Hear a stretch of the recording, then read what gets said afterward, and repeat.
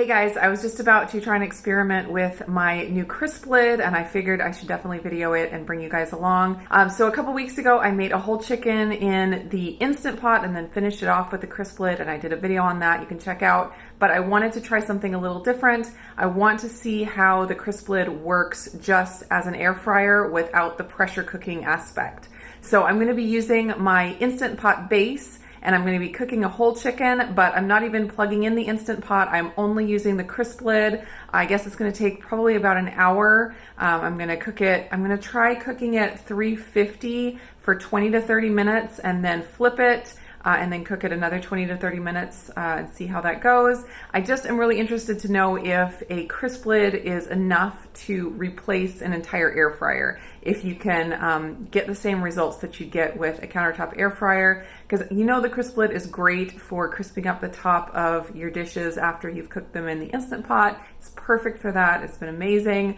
But I'm really curious to know if it will really replace an air fryer. The chicken that I'm going to cook is just under 5 pounds, and I have my favorite chicken spice rub mixed up here. I'll put the ingredients and measurements up on the screen as well as in the description, but basically it's just garlic powder, onion powder, salt, black pepper, thyme, and some smoked paprika. My setup in the Instant Pot is I just have the Instant Pot trivet, the one that came with, this is a 6-quart duo, the one that came with it. So what comes with the Mealthy Crisplid is this setup here with a basket and a tall trivet, but of course the chicken is too big to be able to sit up on this tall trivet and still have room up here. It would sit over the top. So I'm just using the basic trivet that comes with the Instant Pot. I'm not putting any water underneath. I'm just going to set the chicken right on there.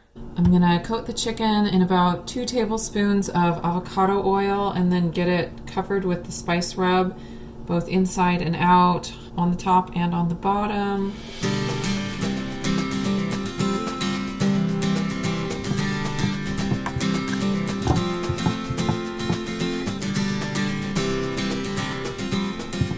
There we go, all ready to throw into the Instant Pot. I'm going to start with the breast side down and then flip it over.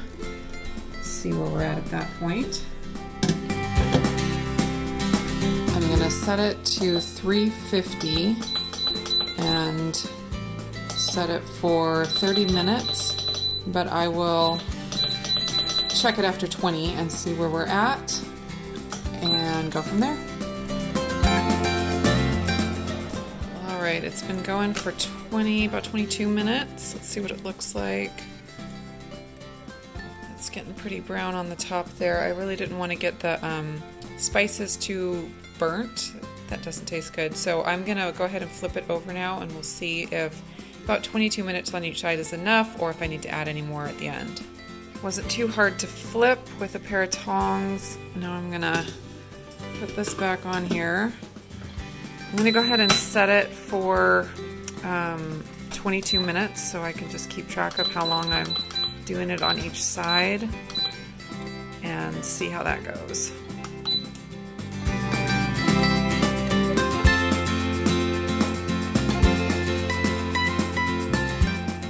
The 22 minutes on the other side finished. I'm gonna take the temperature of the chicken just to see where we're at. I have a feeling we'll need to cook for a little while longer, but it sure looks pretty, doesn't it? So the temperature I want to get it up to is at least 165, but it will keep cooking a little bit after you take it out. Oh, that's definitely not ready. All right, we're gonna do another, I'll do 8 minutes and then see where we're at. It cooked for that 8 minutes and then I went ahead and flipped it over again so I can cook it for 8 minutes more on this side and then we'll see where we're at. So that would put us at 30 minutes on each side. So now it's been in here for a full hour, and that's about how long it takes to roast in the oven. So that's not bad. I think I'm going to crisp it up on this side one more time. Next time I cook one, I will definitely do 30 minutes on one side, 30 minutes on this side, so it can end up with the breast side crispy, because of course that's what everyone prefers. So I'm going to just crisp up this side one more time, just for maybe 3 minutes, and I think it'll be done. And here is the finished product. rip the skin.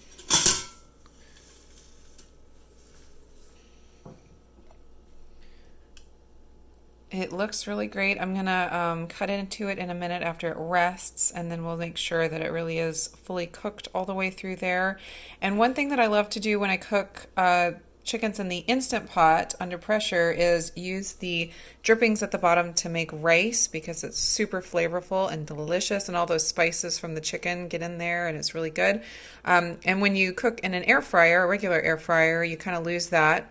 You could scrape out the drippings and put them into the Instant Pot, but with the Crisplid, you have all of the drippings right in there, and there's still plenty. I wasn't sure how many there was going to be or how much there was going to be after air frying, but there's still plenty of drippings. So I'm going to pour the drippings out and measure, and then dump them back in and add enough water to make probably about a cup of dried rice, and so make some yummy chicken rice. That's what we call it, chicken rice. It's delicious.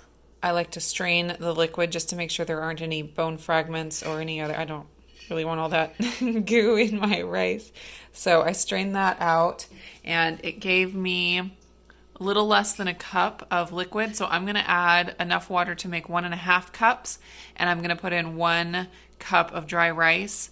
Usually when I cook jasmine rice, like I'm going to cook now, with water, I do a 1-to-1 ratio. So 1 cup of rice, 1 cup of water.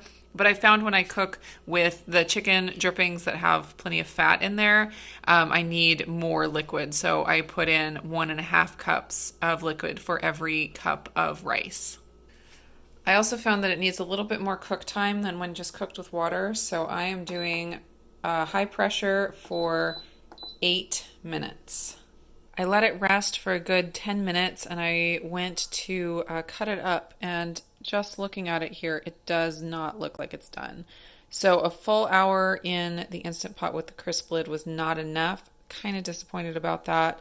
I think I'm going to go ahead and cut it up and then put it back into the Instant Pot with the Crisplid, and then cook it the rest of the way like that. I'm going to have to experiment with a whole chicken again just to get a solid cook time for how long it'll take to get the whole thing done in the with the Crisplid. So we'll see about that. The rice is all done. I let it sit for 7 minutes. I'm going to pull it out of there so I can cook my chicken a little bit longer. Sometimes it comes in really handy to have a second liner that you can just pop in, so I don't have to take all that rice out before I can finish cooking my chicken. I have the chicken breast down here, and then the wings kind of on the bottom because they're pretty much cooked. I just want to make sure if there was any uncooked chicken juices on them from the other parts of the chicken that gets cooked. But the thighs are the main part that are not cooked yet, so I put those on the top. Probably going to do 8 minutes and see where we're at. All finished, and I think we're going to be good now. So here's my guess for cook times for whole chicken with the Crisplid only. I think if your chicken is 4 pounds or less, it's going to be okay with the 30 minutes on each side. If it's 4, 5, 6 pounds, it's going to take a bit longer. Mine was 4.6 pounds, and it took me, I would guess if I just cooked the whole chicken without cutting it up, it probably would have been done at 35 minutes on each side. That's my guess. I would need to do it one more time just to make sure. So all in all, it really wasn't too bad. I was hoping for a little faster, but when you're cooking a big chicken in the oven, it's going to take, around an hour or so anyway, and you get really great results with doing it with an air fryer or a Crisplid. Not a total win, but not a total fail either, and it definitely gives me a good start to figuring out some recipes for the Crisplid. I'm about to test out this 3.8 pound chicken with the Crisplid to see if 30 minutes on each side is enough. It turned out great. 30 minutes per side on this smaller chicken was perfect. Here it is all cut up. The chicken cooked perfectly and the flavor was incredible. The texture of the chicken was really, really great, and dare I say even better than when cooked in the Instant Pot and then crisped up. You can see the chicken breast meat here was just fall apart tender, like melt in your mouth. It was so perfect.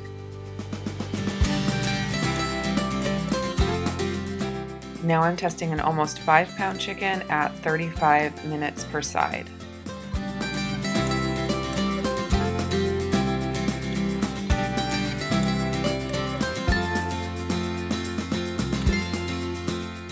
The 35-minute cook time for the larger chicken was also perfect. Definitely recommend that cook time for a chicken over 4 pounds.